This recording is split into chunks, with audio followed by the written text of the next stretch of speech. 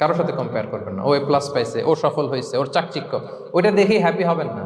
এই চাকচিক্যটাই তার পুরো লাইফ না। মানুষ যেটা শেয়ার করে ফেসবুকে, এটা হচ্ছে রিল। লাইফের কি রিল বুঝেন তো না?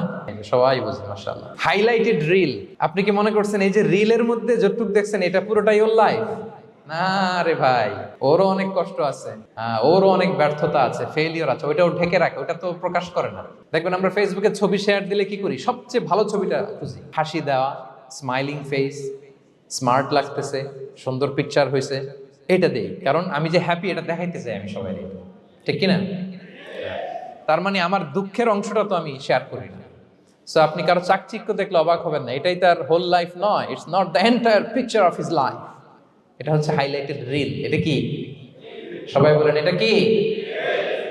সো কখনো কম্পিট করবেন না অন্যের সাথে। তাহলে কার সাথে কম্পিট করবেন? Compete with yourself. নিজের সাথে কম্পিট করুন, নিজের সাথে কম্পিট করুন। and try to be the better version of yourself in every single day. প্রতিদিন নিজেকে একটু একটু করে ডেভেলপ করার চেষ্টা করুন। and don't lose your confidence by comparing yourself with others. Dear brothers and sisters, কখনো নিজেকে অন্যের সাথে তুলনা করে আপনার কনফিডেন্স কমাবেন না।